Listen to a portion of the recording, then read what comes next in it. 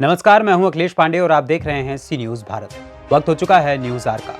बरेली के पूर्व सांसद स्वर्गीय राजवीर सिंह के बेटे धीरेन्द्र वीर सिंह ने एक प्रेस वार्ता में बताया कि उनके पिता का अंतिम संस्कार लोकतंत्र सेनानी होने के नाते राजकीय सम्मान के साथ नहीं किया गया।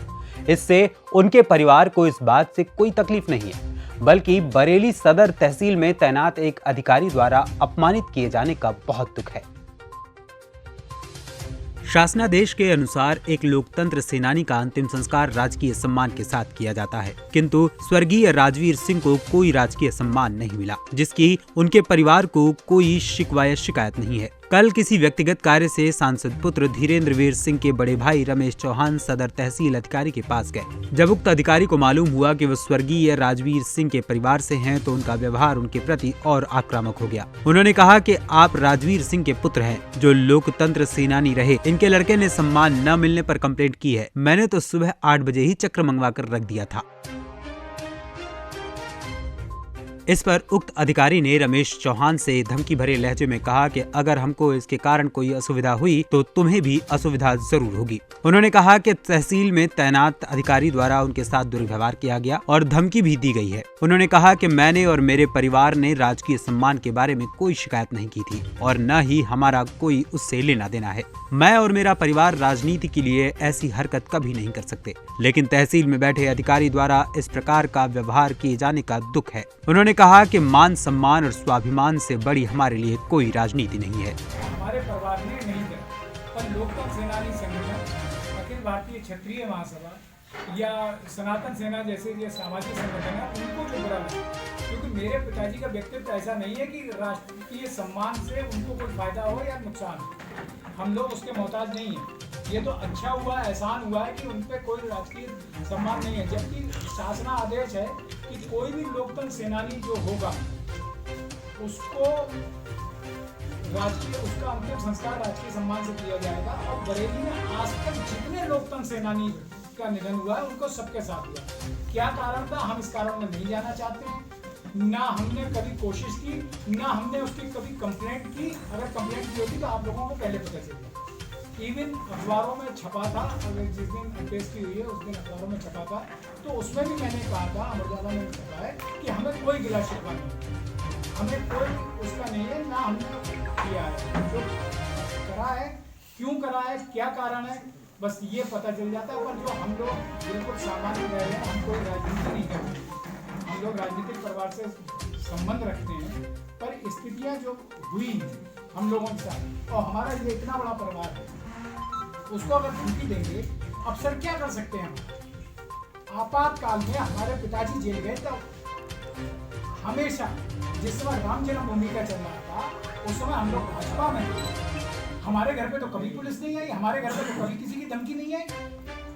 यहाँ मलकपुर कांड हुए, 50 कांड हुए, सब यहाँ से चला है। भाई आज बीजेपी नहीं है, जो बीजेपी यहाँ पर पैदा हुई है उसमें कहीं ना कहीं हमारे पिताजी का योगदान है। पर अगर आज हम बीजेपी में नहीं है, हम समाजवादी पार्टी में, तो हमको इतना बड़ा हो गया। और ये जो, और जबकि सबसे दुर्भाग्य कहें या सौभाग्य कहें, जो अफसर है वो सजाती है। जो बाबा जी का ठाकुरबाग है उसका वो प्रतिनिधि करता है, क्योंकि बाबा जी का जो ठाकुरबाग है वो सिर्फ अफसरों का ठाकुरबाग है, सामाजिक आदमी का ठाकुरबाग नहीं है। या उनके ठाकुरबाग में लगता होगा ये समस्या है, हम लोगों को जलील किया गया है। हमारे मतलब हम ऐसा परिवार नहीं है, हमें राजनीति करनी होती तो 30 तारीख को हम शमशान स्तर पर ही राजनीति कर सकते थे। आपका क्या नाम है, पहले अपने बारे में? और मैं धीरेन्द्र वीर सिंह, मैं श्री राजवीर सिंह, स्वर्गीय राजवीर सिंह का पुत्र हूँ। मेरे पिताजी ने संघ के प्रचारक से शुरुआत करी, बरेली जनसंघ में मंत्री रहे, फिर उसके बाद में जिला अध्यक्ष रहे यहाँ पे भाजपा के। उसके बाद में वो आखिर में राष्ट्रीय सचिव रहे, जिस समय नरेंद्र मोदी राष्ट्रीय सचिव थे। फिर उसके बाद में वो किसान मोर्चा के राष्ट्रीय अध्यक्ष रहे, 3 बार सांसद रहे। ये सब चीज़ें, फिर परिस्थितियाँ ऐसी रहीं कि उनको भारतीय जनता पार्टी को छोड़ना पड़ा। उन्होंने जब भी भारतीय जनता पार्टी छोड़ी थी तो हमारे आंवला लोकसभा में, जहाँ से वो सांसद थे, अडवाणी जी बरेली में कह के गए थे कि यहाँ पर चुनाव कमल लड़ेगा। पर वो दुर्भाग्य से कमल ना लड़के किसी को वो सीट दी गई थी इस प्रक्रिया में, और माननीय मुलायम सिंह जी यादव ने उनको टिकट दिया।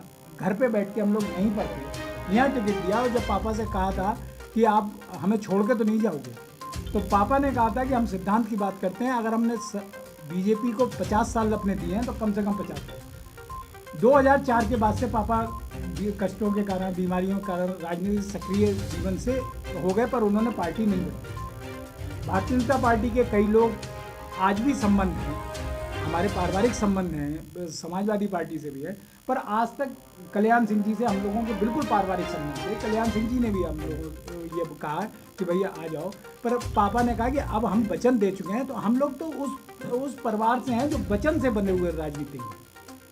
हमारे पिताजी ने कभी भारतीय जनता पार्टी के खिलाफ चुनाव नहीं लड़ा।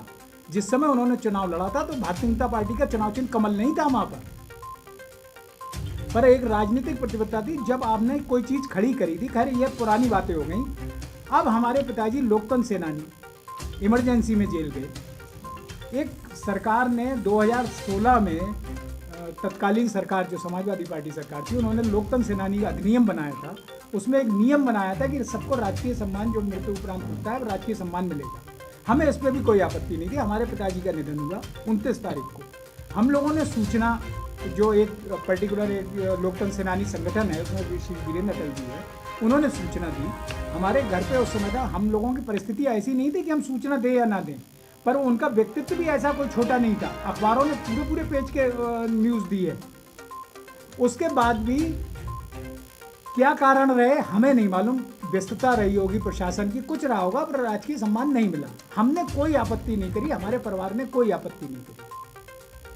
अगर हमने आपत्ति करी होती तो हम वहाँ पर करते, क्योंकि हमें मालूम है हमारे पिताजी का व्यक्तित्व इतना ऐसा नहीं है कि राजकीय सम्मान के से ही उनका सम्मान होगा। आप बरेली में पता कर लीजिए, पूरे मंडल में पता कर लीजिए, पूरे जो अभी हम आपको ये किताब,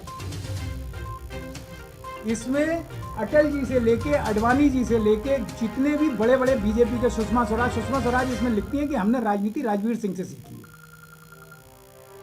तो ये जब हम लोग कर रहे हैं, इसमें अभी मैं आपको एक ही दो किताबें मतलब मैं आपको उसको फोटो स्टेट करके दे सकता हूँ। उस व्यक्तित्व को कुशाभाऊ ठाकरे राष्ट्रीय अध्यक्ष लिखते हैं, जब आदमी अपने बच्चों के लिए आगे अपनी गाड़ी धकेल रहा है, तो राजवीर सिंह ऐसा था आदमी है जो संगठन के लिए, खैर वो सब बातें खराब पुरानी हो गई। अब क्या हुआ, आपको किस अधिकारी ने? पर क्षत्रिय महासभा और इन लोगों ने विरोध करके वहाँ पर ज्ञापन दिया। हम लोगों को उससे कोई मतलब नहीं, हम लोग पूरे शोक में थे। 15 दिन हम लोग अपने घर से बाहर नहीं निकले, ना हमने कोई फेसबुक पे या व्हाट्सएप पे या कहीं पर हमने सोच रही। कल हमारे मेरा व्यक्तिगत कार्य था, इसका बोर्ड का वो था, तो उसके लिए बात करी थी, तहसीलदार से बात करी थी। तहसीलदार ने कहा मैं अभी पहुंच रहा हूँ, बिल्कुल पोलाइटली बात करी। हम उनको ये नहीं कह रहे हैं कि उन्होंने वो किया। जो हमारे भाई गए रमेश जी, उनको चाय भी पिलाई, पर जब उन्होंने कागज देखे कि राजवीर सिंह, तो बोले अच्छा ये राजवीर सिंह वो जो स्वतंत्रता संग्राम थे ना, वो लोकतंत्र सेनानी, मतलब नाम तो शिष्टता से राजवीर सिंह, स्वर्गीय राजवीर सिंह ऐसा नाम है कि आप लोग या बरेली में कोई सी भी नेता से किसी भी दल के बात आप कर ले कि उनका कोई अपमान नहीं, निष्कलंक चरित्र। और वो कि आप लोगों ने ये कंप्लेंट करी, हमने कोई, वो एक उनका लड़का है उसने कंप्लेंट करी है, कोई कंप्लेंट नहीं है। हम क्यों कंप्लेंट करेंगे? क्या हम अपने, अगर हमको राजनीति करनी होगी तो हम अपने बाप की लाश पर राजनीति करेंगे क्या? और करनी होती 30 तारीख को हम कर लेते। तो ये जो चरित्र इन लोगों का है, ये मुझे नहीं मालूम। मैं कोई कारण मैं जानना चाहूँगा, अब मैं जानना चाहूँगा कि क्या कारण था कि मेरे पिताजी को राजकीय सम्मान नहीं मिला। हर लोकतंत्र सेनानी को सम्मान मिला। बात गलत हो सकती है, पर मैं एक प्रश्न उठाता हूँ। पूर्व सांसद और पूर्व विधायकों के अंतिम संस्कार के समय गजटेड नहीं है कि उनको राजकीय सम्मान दिया जाए, पर परंपरा भी रही है कि बरेली में जो भी पूर्व सांसद या पूर्व विधायक रहे तो उनके लिए गेस्टेड, मतलब गजट ना होने के, शासनादेश ना होने के बाद भी उनको सम्मान दिया जाता रहा। इसमें हमें कोई आपत्ति नहीं है। हमें नहीं मिला सम्मान, हमारे पिताजी को नहीं मिला, हमें इसमें भी आपत्ति नहीं है। हमने कोई सूचना नहीं दी, हमने कोई मुख्यमंत्री पोर्टल पर शिकायत नहीं करी, हमने कोई राजनीति नहीं करी। नहीं तो राजनीति करी होती। मैं समाजवादी पार्टी का कार्यकर्ता हूँ, मैं यही कह सकता था कि मैं समाजवादी पार्टी में इसलिए नहीं करा गया। भाई मैं माइलेज ले सकता हूँ, मेरी पार्टी इस चीज़ का माइलेज ले सकती थी, पर हम ना मैंने ना मेरी पार्टी ने इसका कोई माइलेज नहीं दिया। हम राजनीति नहीं कर रहे, पर जब आप हमको धमकी दे रहे हैं, भाई कोई कंप्लेंट अगर ज्ञापन में कोई कार्रवाई हो रही है तो इसकी कंप्लेंट। हाँ, और एक चीज़ उन्होंने और कहा, वो हमने तो वो चक्र मंगा के 8 बजे ही मंगा लिया था। अरे भाई महोदय, अगर आपको उस चक्र का पैसा लेना वो भी आप हमसे ले लीजिए, कृपया हमको एहसान पे मत ला दीजिए। हमको एहसान नहीं चाहिए किसी सरकार का। जी अभी जानना चाहेंगे क्या मामला है, आज आपने जो प्रेस कॉन्फ्रेंस रखी है, संक्षेप में पूरी बात बताएं। संक्षेप में बात ये है कि कल मेरे चाचा जी हैं, वो तहसीलदार के पास गए कुछ काम लेने, मेरी वोटर आईडी का कुछ काम। संपूर्ण सम्मानजनक स्थिति में उन्होंने पूछा, सब उन्होंने कर दिया, चाय पिलाई आराम से।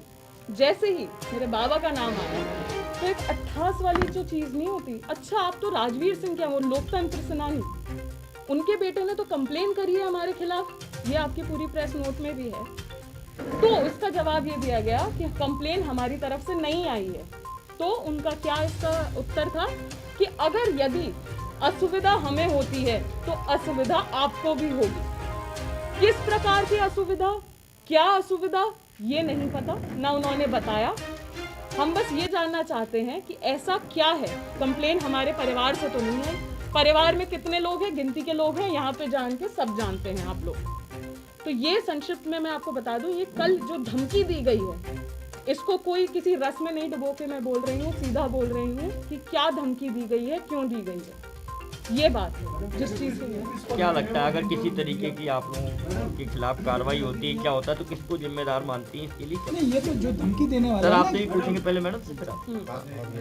जी नहीं, ये तो बताइए ना कि जिस प्रकार से धमकी दी गई है इसके पीछे क्या था। मैंने वही पहले भी आपसे ये चीज़ बोली, अभी भी मैं ये चीज़ बोल रही हूँ कि अगर धमकी दी गई है तो उसका क्या कारण है, क्यों दी गई है। हमसे कोई किसी का गिला शिकवा है, कोई आपसी रंजिश है, सरकार की या प्रशासन की कोई साजिश है।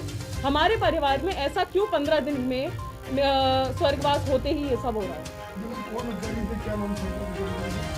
नाम नहीं मालूम, तहसीलदार बरेली, तहसीलदार बरेली सदर जी, और सजाती हैं। चलिए अब आपसे बात कर लेते हैं। इस पे लिखा है अगर हमको परेशानी होगी, बताओ। अगर हमको असुविधा होगी तो असुविधा आपको भी होगी। ये तो डायरेक्ट क्लेम है ना कि अगर हमें कोई भी किसी भी चीज़ की असुविधा होगी तो ठीक रूप से आपको भी असुविधा होगी। हमारे परिवार में किसी ने कहीं कंप्लेन नहीं करी है।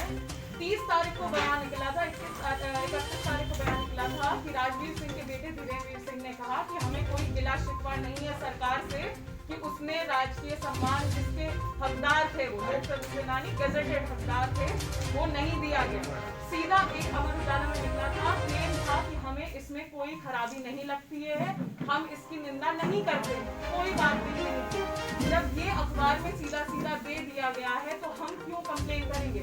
दूसरी बात, अगर कोई बाबा का चाहने वाला या समाज, उनका लोकतंत्र सेनानी समाज कोई कंप्लेन करता है तो उसमें हमारी गलती नहीं है, वो उनका प्रेम है कि लोग आघात हुए हैं, लोगों को बुरा लगा है कि उनके अपने नेता जिनकी वजह से वो किस मुकाम पे पहुंचे हैं, नहीं पहुंचे हैं, उनको नहीं मिला सम्मान। दूसरी और तीसरी बात मैं ये कहती हूँ, जो परिवार हमारा है, हम सिर्फ मान सम्मान और स्वाभिमान की लड़ाई लड़ रहे हैं और लड़ते रहेंगे। क्यों? क्योंकि हमारा जो परिवार है, सबको पता है, एक सिद्धांतवादी परिवार रहा है, मेरे बाबा के चलते, मेरे पिताजी के चलते और मेरे आगे चलते, और वो चीज आगे भी चलती रहेगी। ये चीज हम कह रहे हैं। कल अगर ये पूरा प्रकरण हुआ है तो इसके पीछे कौन है, ये प्रश्न है मेरा। कल हमारे परिवार, हमारे मित्रगण, हमारे चाहने वाले को कुछ भी होता है इनकी धमकी के अकॉर्डिंग, तो उसका जिम्मेदार कौन रहेगा? शासन रहेगी, प्रशासन रहेगा, सरकार रहेगी, कौन रहेगा? बरेली से सी न्यूज संवाददाता विनय चौहान की रिपोर्ट। फिलहाल इस खबर में इतना ही। देश दुनिया की तमाम खबरों के लिए देखते रहें सी न्यूज भारत।